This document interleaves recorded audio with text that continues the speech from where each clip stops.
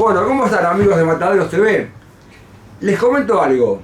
Vieron que hace muy poco, bueno, tenemos un nuevo presidente y hace todavía menos tiempo tenemos un DNU, que es un decreto de necesidad de urgencia, y para eso, para conocerlo bien, para ver a qué alcance tiene este DNU y hablar otras muchas cosas, estamos con Oscar de Leo, que es economista del barrio de Mataderos. Oscar, gracias por recibirnos. No, es un placer que ustedes me vengan a visitar.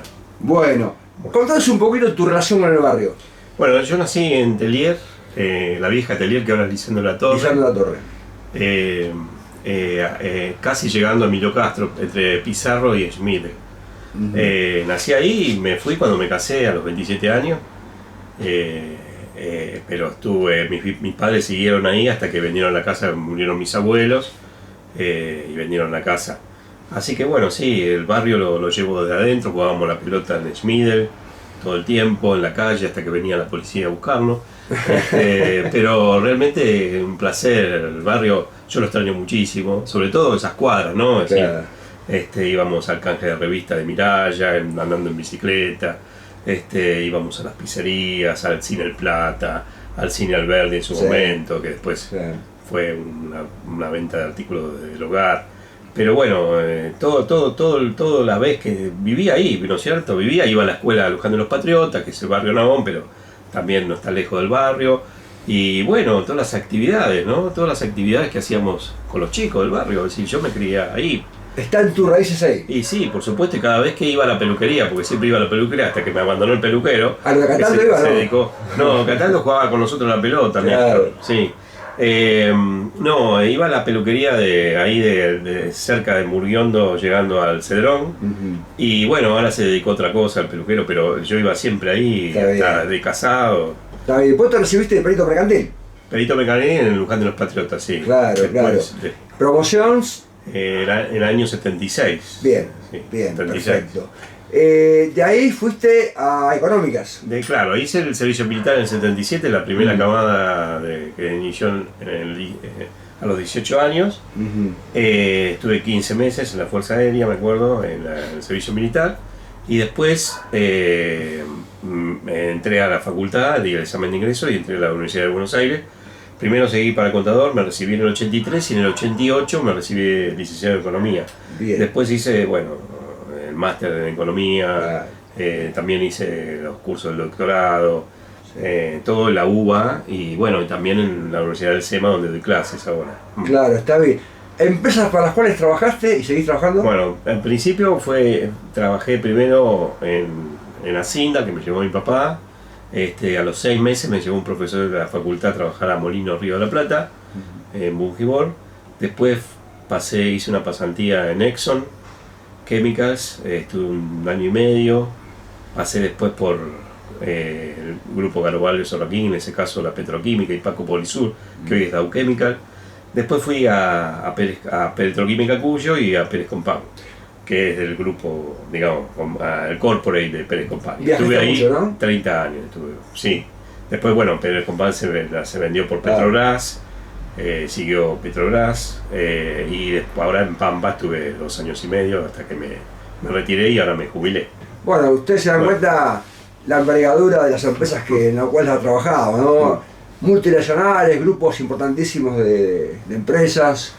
Un lujo para el barrio Mataderos tener un economista como Oscar. Y ahora vamos directamente al grano, ¿no? O sea, esto es muy reciente, por eso quisimos hacer la nota de este decreto que salió.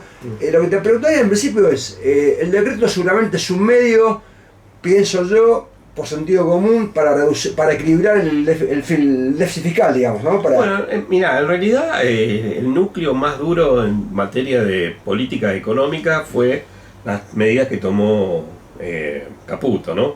Sí. Es decir, básicamente este programa tiene 3 patas. La pata política monetaria fiscal cambiaria, que la tomó Caputo, y después está la reforma del Estado y la desregulación. El decreto, el decreto de necesidad de urgencia 70 que emitieron a los pocos días de asumir, después de las pautas de plan de estabilización, entre comillas, que ahora vamos a hablar porque creo que es lo que más le pega en este momento a la gente. Ese decreto de necesidad de urgencia tiene como objetivo la desregulación. Desregulación que tiene cierto sesgo, porque en realidad la desregulación, si bien tiene algunos aspectos menores, de poca trascendencia, el núcleo duro de la regulación es liberar todos los controles y límites que tenían, digamos, la oferta básicamente de bienes y servicios, pero que de alguna manera estaba, digamos, en los distintos gobiernos estaban controlados, con políticas de ingresos. Este gobierno desestima las políticas de ingreso y a diferencia de cualquier país del mundo donde hay leyes antimonopolios, leyes antitrust y demás, este decreto y, por supuesto, perfeccionado con la ley Omnibus, no le da importancia que la existencia del monopolio. Es decir, para este gobierno desconoce la asimetría de poder en las negociaciones.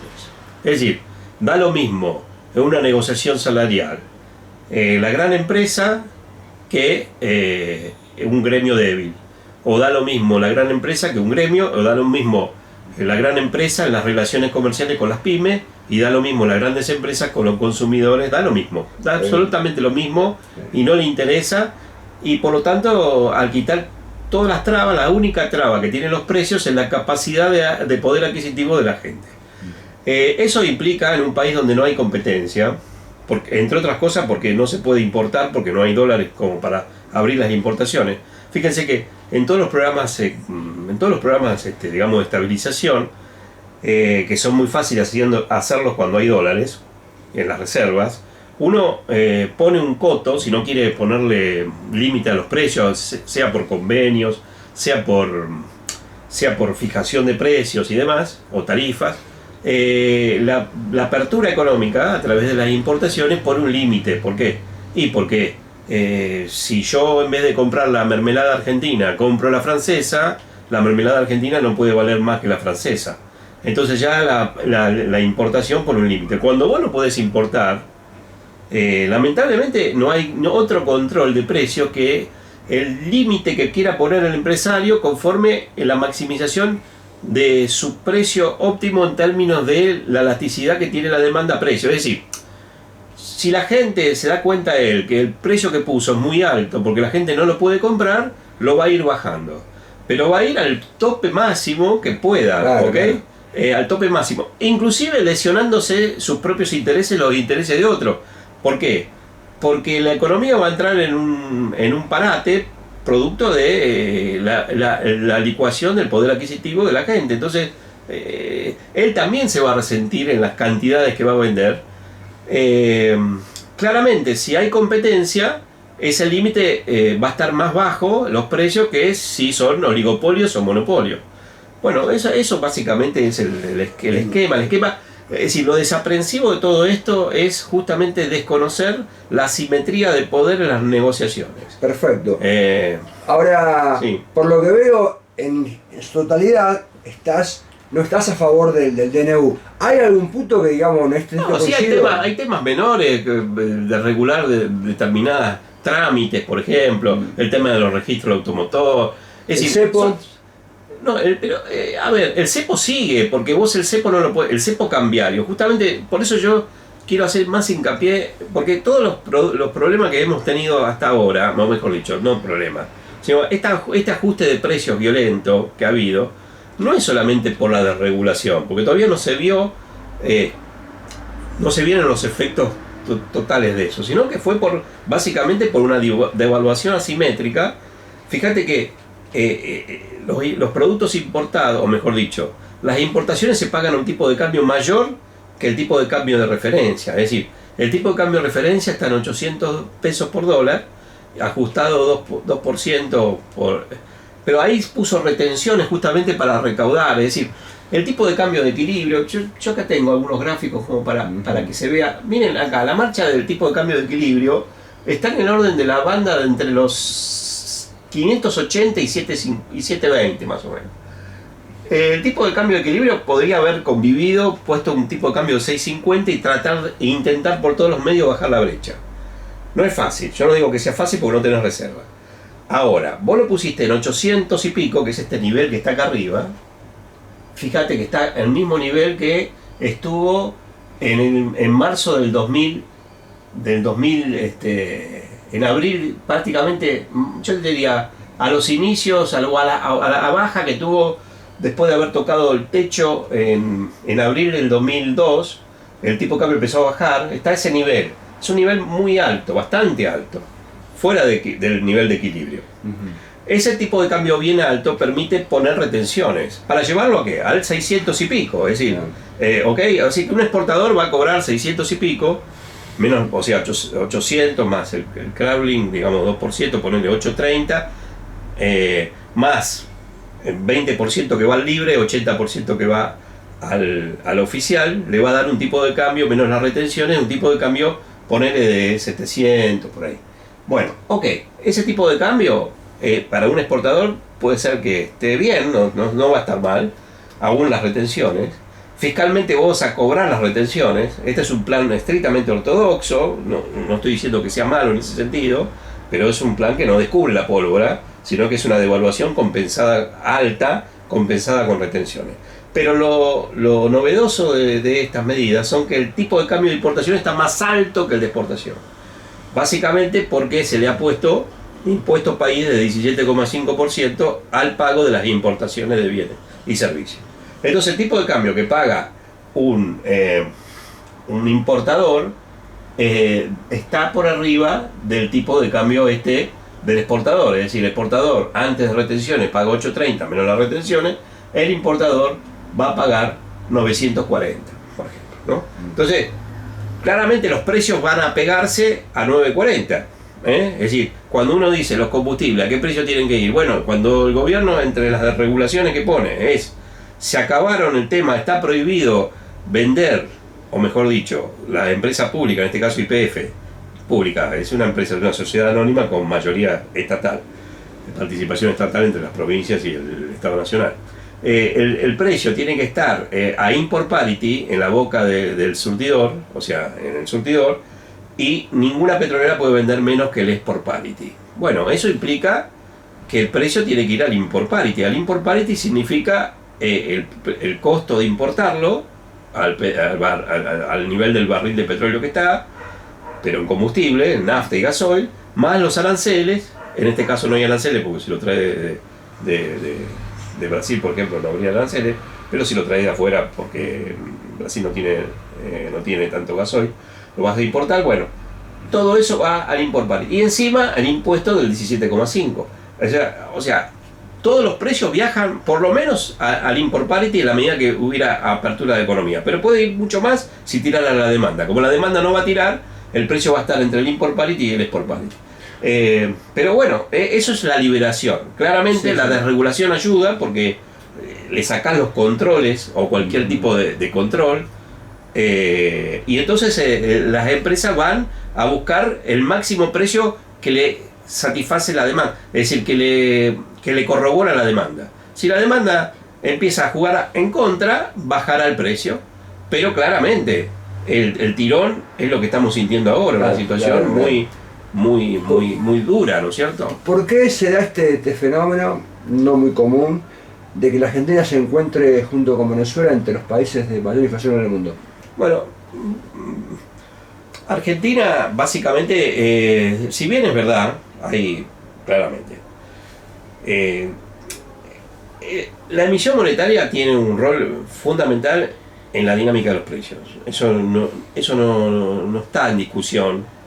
Esto de los clásicos, hasta acá nadie lo puede discutir, salvo que uno esté hablando de inflaciones del 2, el 1,5, del 3% anual, 5% anual. Ahora, cuando vos tenés inflaciones de 2 dígitos anuales, vos tenés un fenómeno seguramente de origen monetario, ¿no es cierto?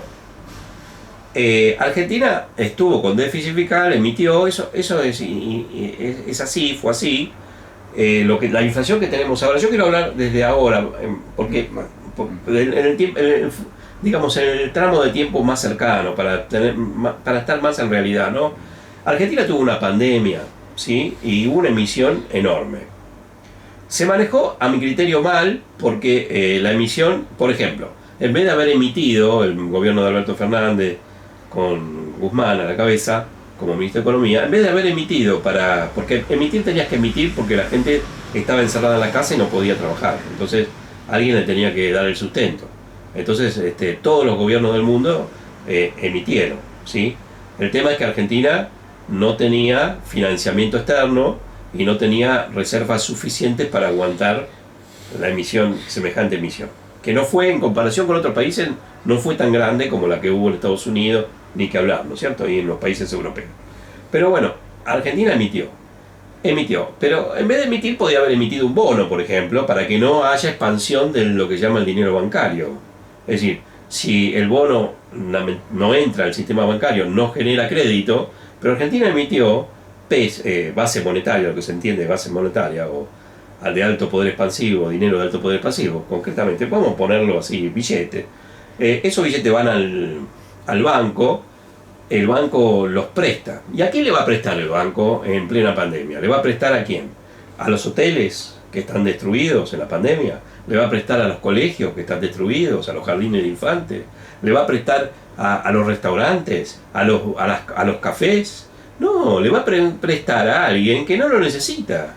Entonces, que tienen espalda.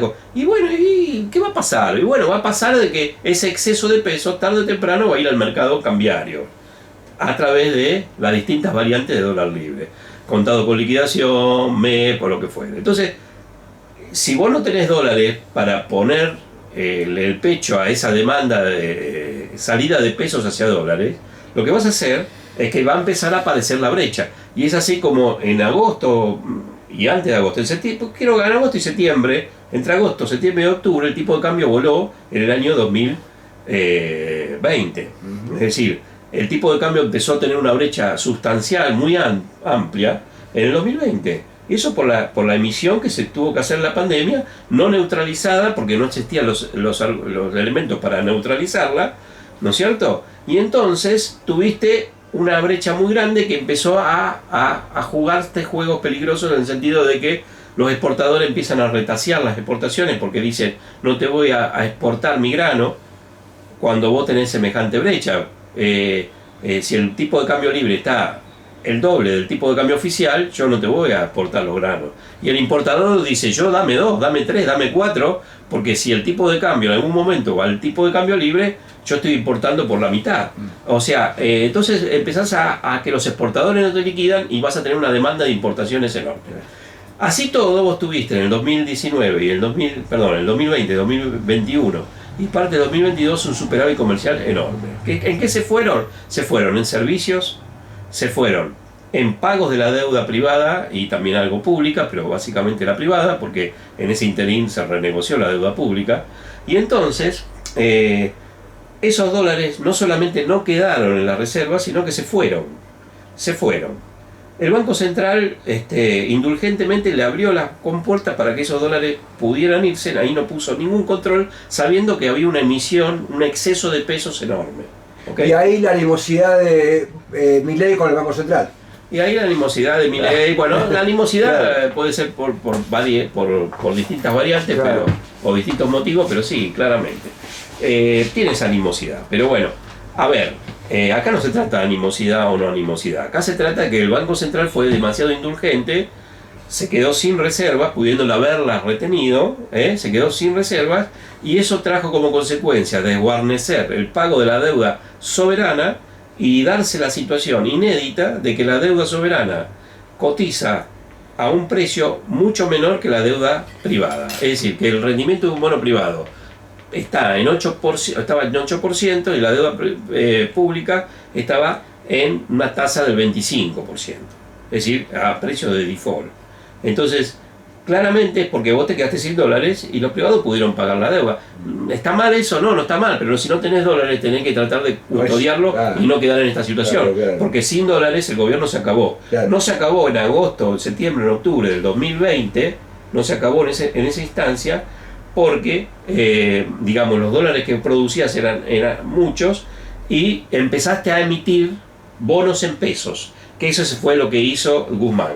Empezó a emitir bonos en pesos, a sacar el exceso de pesos, pagando tasas enormes, hasta que en julio del 2022, en julio de 2022, tuvo que abdicar Guzmán, irse por la puerta de atrás y hacer un cambio de ministros, producto de que el gobierno terminaba en el 2022. Claro.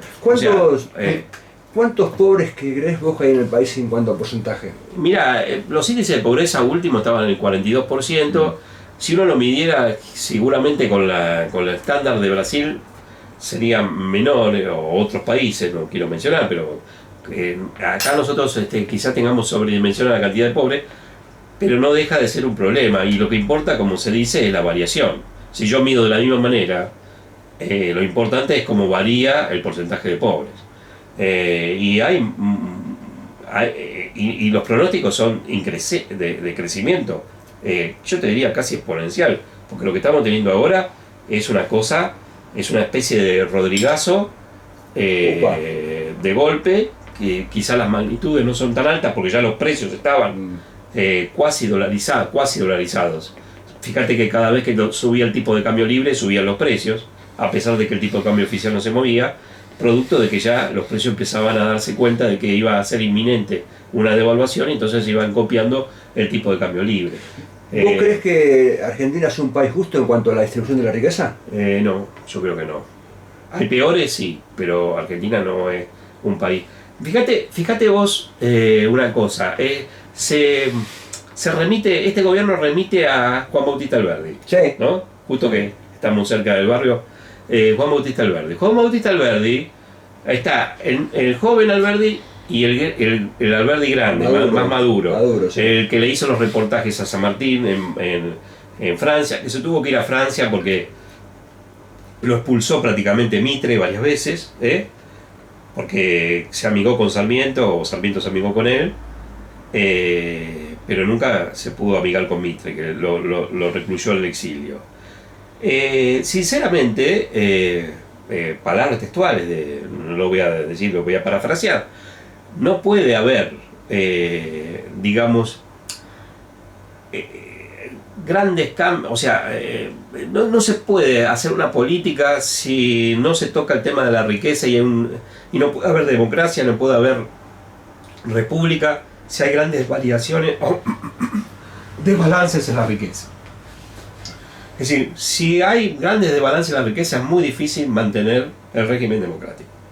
Entonces, fíjate vos que dentro de los bancos de inversión, a pesar de que siempre uno pone la lupa, los bancos de inversión ponen la lupa en las cuentas fiscales, en las reservas, en el perfil de vencimiento de la deuda, en las exportas de la generación, en la capacidad de generar divisas para poder repagar la deuda, en los superávit fiscales para que se pueda comprar el fisco si tiene deuda, que pueda comprar a los privados las divisas que genera por las exportaciones.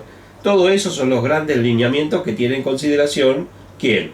Que tiene en consideración la agencia de riesgo, los agency rating, digamos, que fijan la calificación de riesgo por la cual al calificar los bonos cotizan en consonancia a los títulos de la deuda. Bueno, fíjate que también tienen en consideración el aspecto social, porque si socialmente la situación es insostenible por las grandes discrepancias que hay o diferencias que hay entre un sector y otros, y hay pobreza y hay indigencia increciendo, el país pasa a ser totalmente inestable, no se puede estabilizar ese país.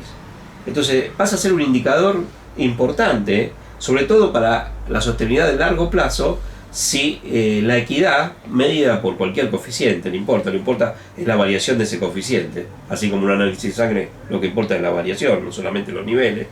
Fíjate que el coeficiente de Gini cada vez da peor, todos los coeficientes que miden de alguna manera la distribución del ingreso y devenida también en el stock, o sea, la distribución de la riqueza, vienen deteriorándose en la Argentina, pero no hace falta mucho, uno se da cuenta que la caída de...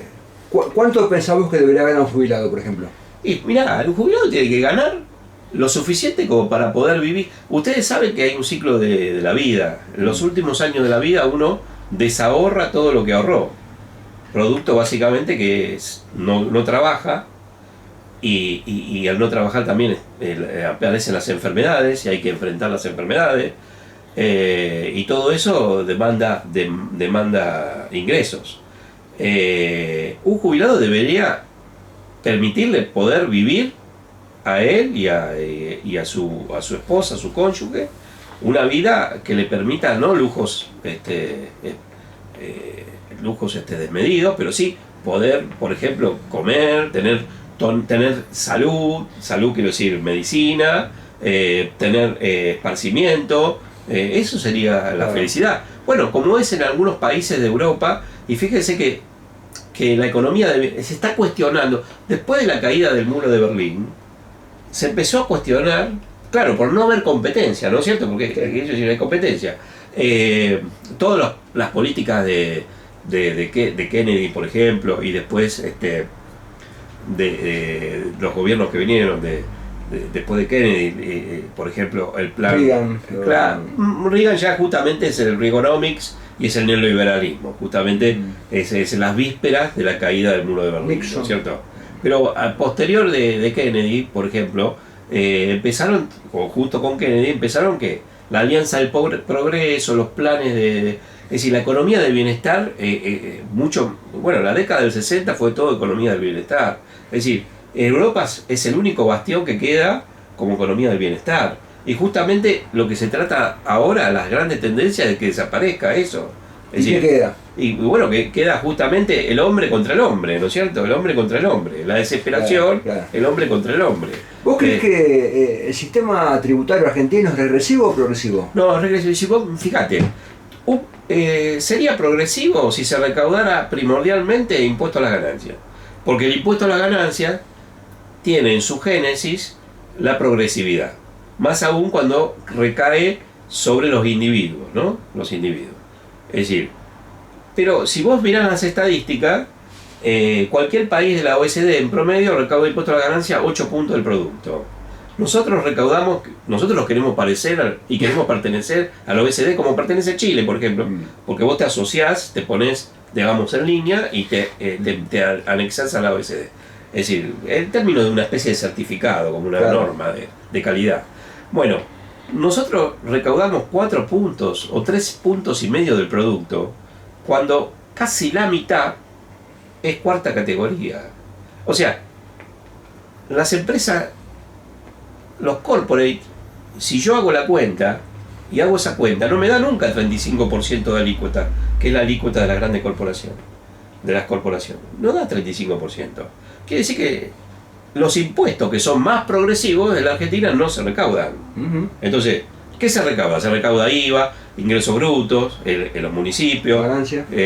Ganancia poca. Bienes personales, tiene alguna recaudación, pero bueno, no hay una recaudación. Bienes personales no existe en muchas partes del mundo que complementan algo en bienes, pero está, de alguna manera no se está grabando el flujo, se está grabando el stock, pero muy pocos países lo tiene España, por ejemplo, y lo tiene la Argentina.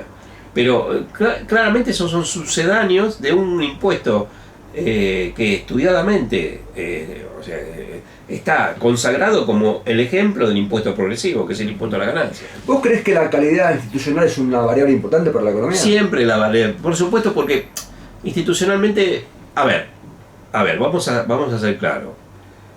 Este decreto de necesidad de urgencia, ¿vos creés? No te hago una pregunta, sí. ¿Vos creés que, porque se acuerdan que nos rajábamos las vestiduras de que acá no hay confianza, que acá no se mantienen las reglas de juego, que acá no puede ser que se lleven puesto al Congreso, que acá, entonces hablaba de la seguridad jurídica, ¿no es cierto? Claro. Seguridad jurídica. La seguridad jurídica se mide, en términos teóricos, ¿no? Se mide en que hay un procedimiento para el cambio de las leyes. Un procedimiento para... Es decir, tiene que haber estabilidad en las normas y las normas mismas establecen los procedimientos para que se cambien. Ahora, Si vos la cambiás por un decreto de necesidad de urgencia, porque te dolió el hígado esa noche, por decreto, ¿no es cierto? Y decís, y todo el mundo dice, ahora hay seguridad jurídica. Yo digo, entonces la seguridad jurídica la de regular para que justamente el que tenía la asimetría del poder la logre. Porque si no, no entiendo por qué eso se llaman seguridad jurídica. Claro. Andar al Parlamento, andar al Congreso, meter una ley, como está ahora la ley ómnibus, ¿no? Que tampoco es seguridad jurídica que vos de la noche a la mañana me metas y me quieras modificar 600 o 300, con 600 artículos, 350 leyes de golpe. Porque mandámela en fascículos. Entonces, así el Congreso trata cada ley. Tampoco es seguridad jurídica si las comisiones en el Congreso no siguen un protocolo y un reglamento. Más allá de que le corresponda 4-1, 3-1, lo que digo es, seamos esclavos, como dice Cicerón, seamos esclavos de la ley si queremos ser libres. Claro. Ahora, la ley no me la podés cambiar como querés vos. Claro. Es un caos. Entonces saquémoslo el antifaz. Cuando decimos seguridad jurídica, es que el capital no puede llevarse puesto a las instituciones. ¿Es eficiente el gasto público en Argentina? No. Dame una razón, a ver. No, porque se gasta demasiado en...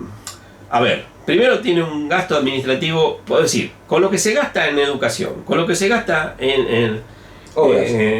Sí, en obras por supuesto hay capilaridades por todos lados. Sí. Bueno, ahí está, por ejemplo, los cuadernos, ¿no? Que salieron, que por supuesto eso seguramente es un manejo, pero que hay corrupción y la patria contratista de los 70, de los 80 y todo lo que vino después también, ¿no es cierto? Es indudable que hay corrupción. Y también, pero otra vez, hay que hablar de los corruptos y los que los corrompen, porque si no, claro, estamos viendo como que yo soy corrupto y entonces voy y aprieto al señor para que...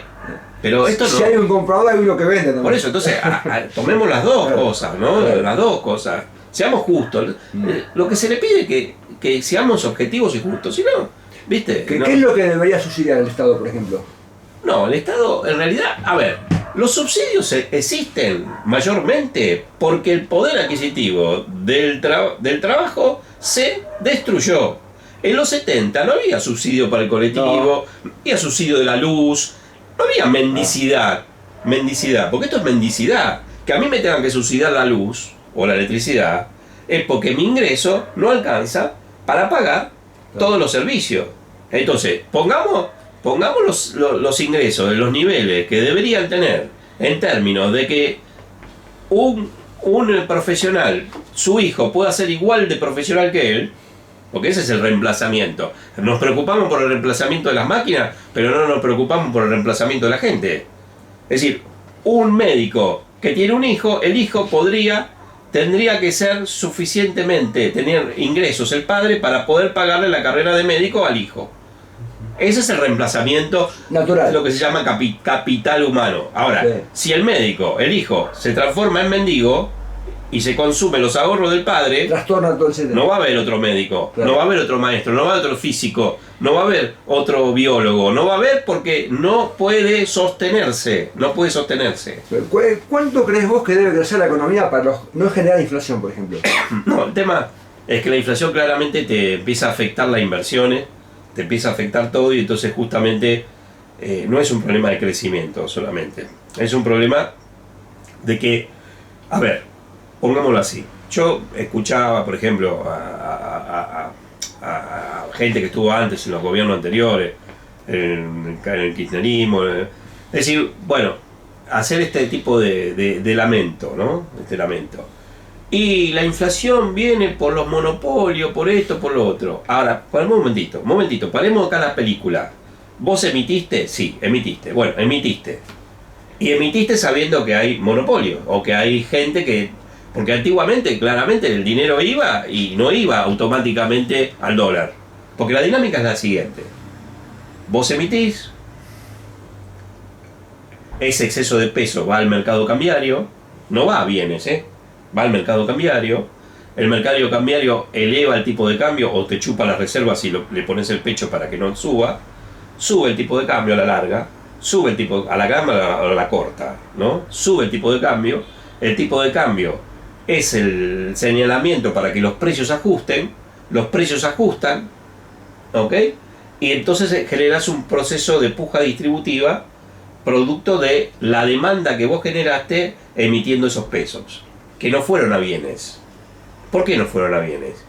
Porque hay alguien que dice, yo no creo en este proceso, no creo en este proceso, entonces en vez de poner una máquina más en funcionamiento, a pesar que a lo mejor la tengo parada, si la tengo parada pasa algo parecido al 2003 y a lo mejor la pone en funcionamiento, pero a lo mejor no la tiene parada o necesita capital de trabajo para ponerla en funcionamiento y dice, no, yo no voy a tomar ese riesgo. Entonces, como yo veo que a lo mejor este proceso es ficticio, porque no hay una demanda generada por, digamos, mayor actividad, sino que es una demanda generada porque hay un sector de la economía que generó mayor cantidad de pesos en el circuito, yo no lo voy a invertir, me voy a refugiar al sustituto del peso, que es el dólar. Ahí está. Y entonces va el dólar, sube el tipo de cambio y automáticamente eso da la señal para que todos los precios vayan con la dinámica. Entonces, ahora, vos sabés que los monopolios van a subir los precios, todo eso. Ahora, si vos no removés los monopolios, si vos no removés, no generás el ámbito necesario para que haya competencia y autocontrol y que no haya concentraciones de la oferta, y entonces no emitas, porque el resultado va a ser ese. Es un círculo. Pero pues, sí, claramente vos mismo, o sea, vos desde el gobierno anterior, el anterior y el anterior, vos mismo estás diciendo que la culpa lo tiene el monopolio y emitís. Entonces, no emitas, empezá por ahí, claro, y tomate el tiempo y hacer las reformas que tenés que hacer para lograr mayor competencia y manejate teniendo superávit fiscal. ¿Por qué tenés que tener superávit fiscal? El tema del ajuste, no hay duda que había que hacer un ajuste. El tema es quién lo paga. Es decir, el modo. Claro, el modo. Claro, es decir, sí. Lo paga, por ejemplo, qué sé yo, las superrentas, lo paga los que no pagan impuestos, y evaden y eluden y tienen estudios específicos para eludir, o lo paga quién, y lo paga 0,4 puntos del producto, lo pagan los jubilados, Es decir, entonces son como el tornillo, apretás para abajo y aflojás para arriba. Claro. O sea, a ver, el ajuste lo tenés que hacer, pero cómo lo tenés que hacer es la cuestión de fondo. ¿Por qué el Estado necesita volver a los mercados voluntarios de crédito, por ejemplo? Y tiene que, no tiene alternativa si no quiere caer en default, porque habida cuenta de la deuda externa, exigible, que tiene la Argentina, una deuda que si bien se le hizo, como se dice en inglés, un haircut, o sea, un corte de pelo, digamos, Guzmán hizo una renegociación que duró más de lo debido, pero digamos que no fue totalmente exitosa porque no hubo pero bueno, a ver, no, también que Argentina estaba sobreendeudada ahora en esta instancia, digamos, no está sobreendeudada. Entonces, volver a los mercados de crédito te permite no tener que ajustar tanto para pagar la deuda de contado, quiero decir, ¿no? Es decir, si uno puede hacer el rolling de los vencimientos a través del mercado voluntario de crédito, entonces no tiene por qué ajustar para pagar las cuotas, es como una casa. Si yo, por ejemplo, a mí la empresa me presta y yo voy pagando la cuota y me presta de nuevo la cuota, yo en realidad mantengo el nivel de deuda sin tener que cancelarlo. Pero si a mí me cortan la tarjeta, tengo que cancelarla. Es decir, si yo tengo un crédito de la tarjeta, más allá que con las tasas que hay ahora no sería conveniente, pero si yo tengo un crédito de la tarjeta, vamos a suponer del 20% de mi sueldo, y todos los meses pago la cuota y vuelvo a tomar deuda, siempre mantengo el mismo nivel de deuda. Nunca lo tengo que... Ahora, si un mes para el otro me dice, se te acabó el crédito, yo tengo que consumir 20% menos para poder pagar la deuda que antes roleaba. Bueno, esto es así, ¿no? Tengo que rolear, pero claro, si yo no puedo salir al mercado de capitales porque tengo demasiada deuda, lamentablemente lo que me van a exigir es que pague y baje la masa de deuda. ¿Cómo se paga? ¿Cómo baja la masa de deuda? Con un superávit enorme, imposible de lograr. 5 puntos no es imposible, se puede hacer. Pero otra vez, aquí el ajustarse es el problema. Ahí está. Pero si vos querés pagar la deuda, te van a decir, vende activos. no se lo dicen a Milei, porque Milei lo dice. no hace falta que se lo diga. Milei dice, voy a vender todos los activos que sean necesarios. Claro, es decir, más que lo necesario, voy a vender todos los activos. En ese sentido lo bueno que tiene es que es transparente, digamos, es sincero. Ah, sí, claro. Claro, sí. Bueno, hay que preguntarse acá, desde el punto de vista psiquiátrico, si yo y claro, pero no por mi ley, digamos, yo no quiero ofender, la situación, es el momento de recapacitar. Claro. Si alguien me dice que me va a torturar y yo le doy mi apoyo y después me tortura y me quejo, y bueno, tengo un problema psiquiátrico. Porque yo pensé que no me iba a torturar, porque yo no creo que me iba a torturar. Claro, porque uno dice, bueno, ¿para qué me sirve tanta libertad si la NASA me está aumentando a niveles exorbitantes? Bueno, otra vez, ¿viste? ¿Qué es la libertad? O sea, no hay que adueñarse de palabras. Hay palabras que son de la humanidad. Sí, libertad, justicia, igualdad. Son palabras de la humanidad. Claro. Ahora, el uso de la libertad, teniendo en consideración que libertad significa desprotegerme absolutamente de alguien que tiene todo el poder para hacer lo que quiere, no es libertad. Vas a ser esclavo ahí. Vas a ser esclavo. Justamente claro. los libertos eran gente que se ganaba la libertad. Claro, Bueno, en el medio romano. Vos sabés que Matadero es un barrio auténticamente ganadero, digamos, ¿no? Sí. Vivió siempre de lo frigorífico, ¿Qué augurás para la ganadería en un futuro con este DNU, digamos? No, va a ser para exportación, claramente. Ahora, hay que recomponer el stock ganadero, es decir, la cantidad de cabezas de ganado y demás, para poder... Así, si acá viene China y se quiere llevar todo el consumo de carne, no puede, porque no existe la cantidad de ganado en pie como para poder abastecer... Quiere decir que... Claramente hubo mal manejo, sí, mal manejo, ¿por qué? Porque en ese mismo periodo Brasil pasó a ser gran exportador de carne.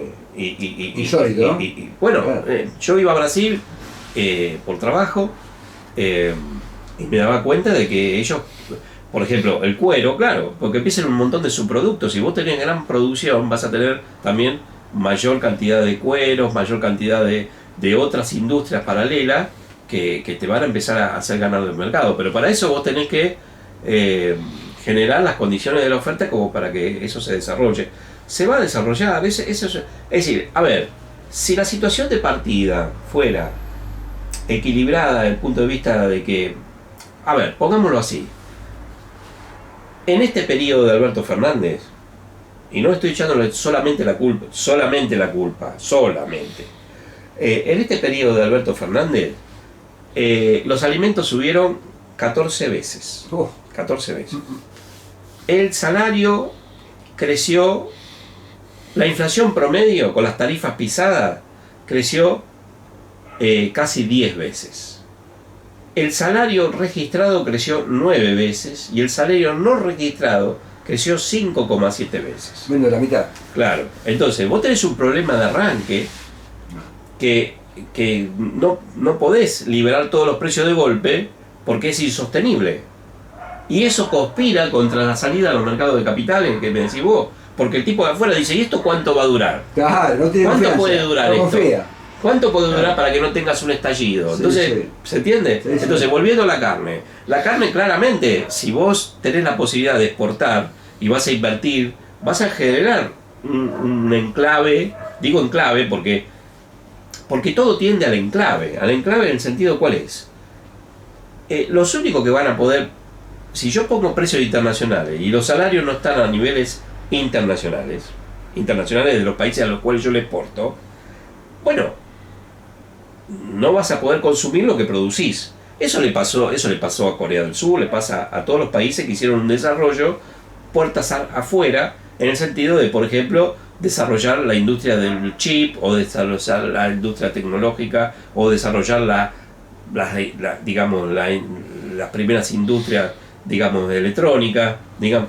Ahora, el arroz estaba subsidiado. Y subió... Pero ellos lo tenían subsidiado, porque claro. ¿Qué te dice el estadista? Te dice, mira, todo esto que vos producís no lo vas a consumir vos. Es para los mercados de mayor poder adquisitivo, pero vos vas a poder comer. Pero ahora, si vos exportás alimentos y lo que producís no lo podés consumir, Lo que te estoy diciendo es que no vas a poder consumir alimentos. Entonces, si vos no podés consumir alimentos, desapareces. Entonces, un acreedor de afuera dice, esto no es sostenible. Esto no es sostenible. Claro que en dinámica se puede dar esto de que, por ejemplo, el ganadero va a invertir, vas a subir el estado de ganado, vas a poder exportar, ok, pero la situación de transición hecha de esta manera no es sostenible. El tema, ¿no? ¿Entendés? Entonces, por eso yo digo que bueno, no. Un poquito para redondear, un poquito más que nada para la gente común, ¿no? Sí. La gente del barrio, clase media baja. Sí. ¿Qué le podrías decir? ¿Qué es lo que tendría que hacer para soportar este ajuste tan cruel de lo menos trágico posible, digamos, ¿no? Bueno, primero tomar conciencia de dónde está. Tienes que tomar conciencia de dónde estás. Sí. Es decir, yo escucho a veces, no, pero esto va a ir, son los primeros meses. Bueno, no tiene nada que ver que sean los primeros meses. Justamente el golpe político de efecto es aprovechar la popularidad que le dio en la votación en segunda vuelta. O sea, la popularidad, a ver, convengamos, los votos de segunda vuelta ante el poder una elección muy acotada, es decir, no había un abanico de oferta como para... Ahora, vos elegiste, ok, te da esa popularidad y entonces el efecto es poner toda, como decía Maquiavelo, todo lo malo de golpe y lo bueno de a poco. Bueno, todo lo malo de golpe significa el plan, el decreto de necesidad de urgencia, la reforma del Estado, claro. Todo de golpe, a tosigar al Congreso, para que se dé esa validez que necesito, que la voy a perder por la legitimidad de los votos, la voy a ir perdiendo, producto de que las políticas son insostenibles socialmente. Entonces, ¿qué yo le diría a alguien que está en una situación que ve que no... Bueno, lamentablemente, que sepa que la situación es grave y que no van a dar los tiempos para que pegue la vuelta. Eso es lo que digo, porque, a ver, justamente, vos deberías haber sido mucho más, tener este ajuste fiscal, pero en términos de serlo sostenible, por lo menos en la implementación, ¿no? Es decir, yo quiero recaudar, digo, bueno, muchachos, acá tengo que aumentar impuestos. ¿Pero qué impuestos? O tengo que poner impuestos. ¿Qué impuestos tengo que poner? Bueno, los que no pagan, viejo. Hay un montón de gente que no paga. Entonces después vemos si tengo que bajar otros impuestos, ¿sí? Pero... Sí, lo que se llama la graduabilidad, la de ser claro, más gradual en cuanto... Lo hizo rápido, rápido, puso impuestos, pero puso impuestos a las retenciones llevando el tipo de cambio bien alto. Eso lo hizo Krieger Bacena también, con algunos matices, sí. Pero son todos los... Es decir, a ver, el plan económico es, tengo que generar los dólares suficientes que no tengo para poder demostrarle a los agentes del exterior que yo puedo pagar la deuda o ir pagando la deuda para que me refinancien la deuda. ¿Ok? Para eso yo tengo que hacer ahorro. Es decir, para generar ahorro externo tengo que tener ahorro doméstico. ¿Y cómo es el ahorro interno para generar ahorro externo? Ahorro externo, fíjate acá, yo lo empecé a esbozar en su momento. Yo tengo ahorro externo es igual a ahorro fiscal más ahorro privado. Entonces, yo si quiero mucho ahorro externo, porque tengo que pagar, tengo que conseguir dólares, genuinamente, ponerle en comillas, que las exportaciones sean mayores que las importaciones. Entonces, el país tiene que exportar todo lo que puede y tiene que dejar de importar todo lo que puede. Entonces, ¿cómo logro yo para dejar de importar todo lo que puedo? Bueno, bajo el nivel de actividad, bajo el nivel de empleo, bajo la demanda interna para liberar importaciones, así para bajar importaciones. Y si puedo liberar consumo interno para que lo que consumía lo exporte, mejor, ahí genero todos los dólares importantes en forma importante. Ahora, para que eso se dé desde ese lugar, tiene que haber un ahorro del otro. Entonces, el sector público que gastaba más de lo que le entraba, ahora tiene que gastar menos, ajustarse. Sí, gastar mucho menos de lo que le entra, ¿okay? Está bien. Y el sector privado que consumía más de lo que ahorraba, ahora va a tener que ahorrar más de lo que consumía.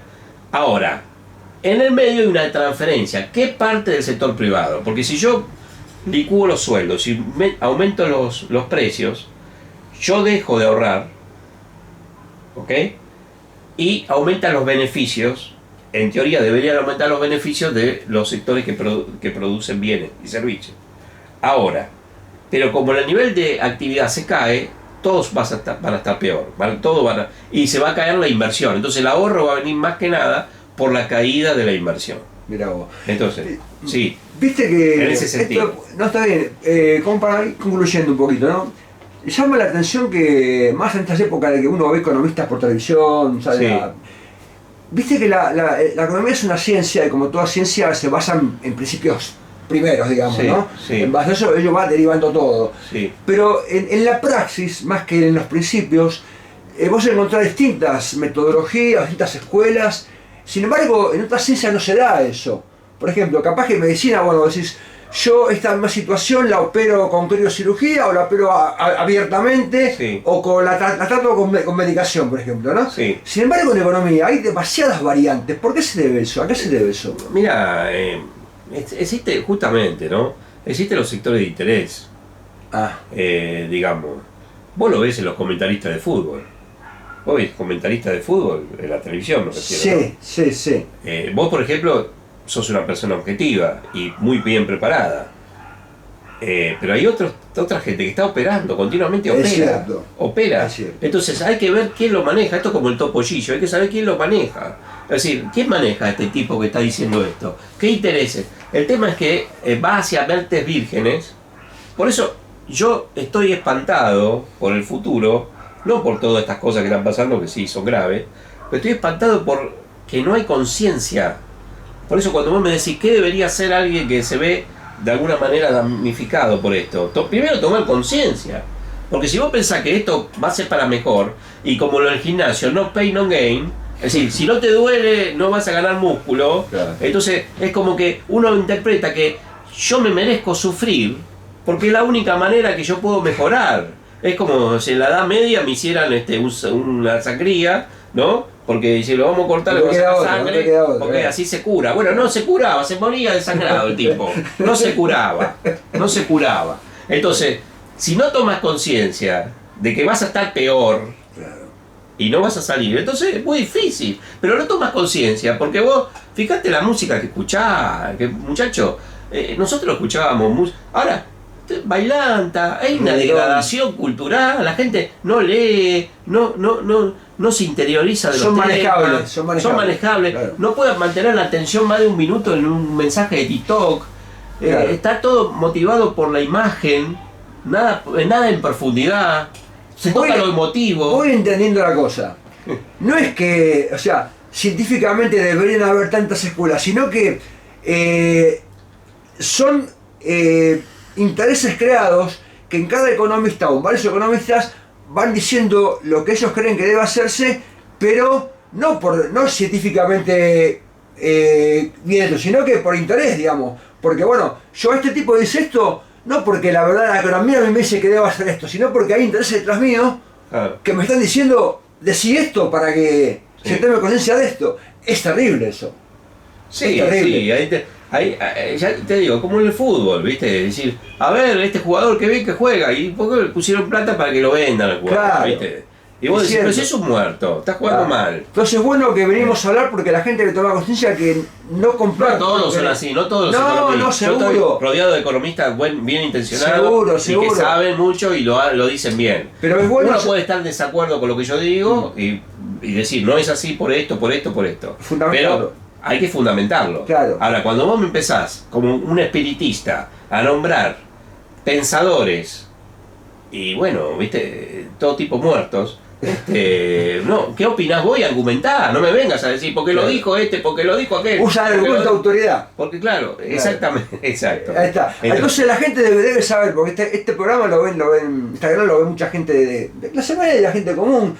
Debe saber que no debe asimilar o creer todo lo que se le dice, porque detrás de a veces, no siempre, como dice Oscar, cuando son economistas pagos por empresa o por lo que sea, le van a decir cosas a la gente con buenas palabras, argumentando con argumento de autoridad, como grandes filósofos o grandes economistas del pasado. Sin embargo, esas palabras así tan grandilocuentes detrás de eso hay todos unos intereses que la gente no conoce y que es bueno que tome conciencia de que no debe creer todo lo que se le dice, digamos, ¿no? No, por eso es importante por eso tomar conciencia y tener espíritu crítico. El espíritu crítico se logra cuando uno tiene, primero trata de medir y hacerse preguntas, y no aceptar lo que se le dice, porque está siendo manipulado a lo mejor. Y lo peor que te puede pasar si te manipulan es que vos no te des cuenta,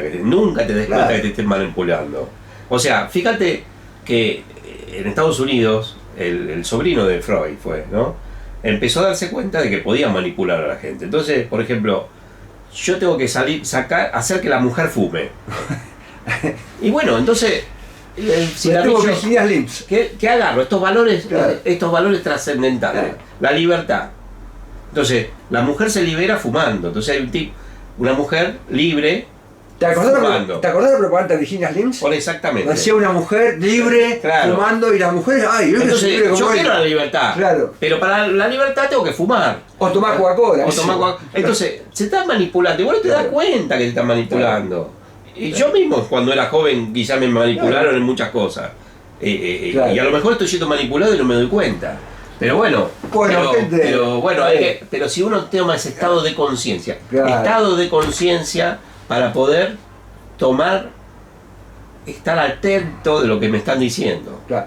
Bueno, gente, agradecemos a Oscar por este tiempo que nos brindó para aclararnos muchas cosas, para hacer un panorama de lo que puede llegar a venir, para, digamos, avivar el espíritu de la gente para que sea más autocrítica y sepa detectar qué es lo que lo hace bien o lo que lo hace mal, que no consuma tanta televisión, porque trastoca un poquito la mente, más cuando hay intereses creados.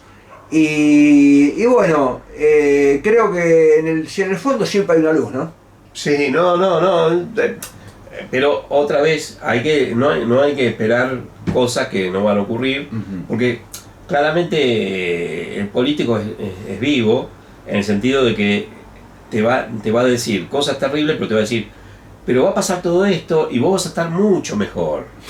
¿Entendés? Es decir, todo este sufrimiento, como en el gimnasio, no pain, no gain. Te duele el músculo, te va a doler el músculo, pero es la única manera que crezca. Y vos te la crees, claro. Y sí, puede ser, también puede ser que te desgarres. Ok. O te quedes sin una mano. Claro. Bueno. Pero la situación es, es decir, ¿por qué puede fallar este programa? Básicamente, primero porque no está consolidado para nada. Fíjense que no puede rescatar los pesos. El programa, y para cerrar, ¿no? El programa, que lo que importa, es decir, el programa de Caputo, es cerrar el grifo del agua como si esto estuviera inundado, ¿no? Se acabó. Entonces, yo digo, la bañadera está confinada a la bañadera, pero el baño está todo lleno de agua. Entonces, ¿qué tengo que hacer yo para hacer habitable el baño? Bueno, cerrar la canilla, lo primero que tengo que hacer. Sí. Entonces cierro la emisión monetaria por las cuentas fiscales. Y lo segundo es sacar los pesos en exceso, o sea, el agua que está inundando el baño. Tengo que poner una bomba de chica y sacar el agua, ¿ok? ¿Qué hace para sacar el agua? Emite deuda.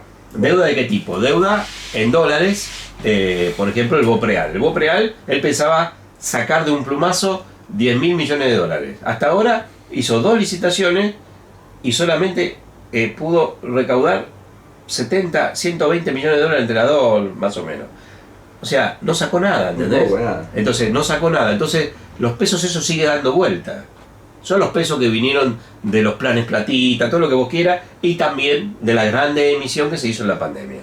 Que yo, si hubiese estado al mando del Ministerio de Economía, hubiese dicho, macho, a ver, esta es una situación puntual, emití un bono, dale bono a la gente, que vaya con los bonos a comprar, digamos, ¿ok? Y el bono no va a los bancos y no se genera crédito, y el crédito no expande demanda de digamos. Y no lo hizo. No, porque Guzmán emitió, Alberto Fernández emitió, es decir, vivía de vacaciones, bueno, y ahí está la situación, ¿no? Bueno, Gusto, Oscar, ojalá que el próximo reportaje que te hagamos, el panorama sea otro. Y todo lo que dije no salga, que salga todo ojalá mejor. Pero bueno, si llega a ser que salía tal cual vos lo dijiste, vamos a venir todavía así. No, Oscar, tenías razón. No, que no quiero tener razón. Mataderos, es un lujo tener a un economista como vos. Bueno. De todos modos, sea como sea, que sea lo mejor para el país. Sí, ojalá. Y re agradecido por tus conceptos. No, desde ya. Gracias por estar, gente.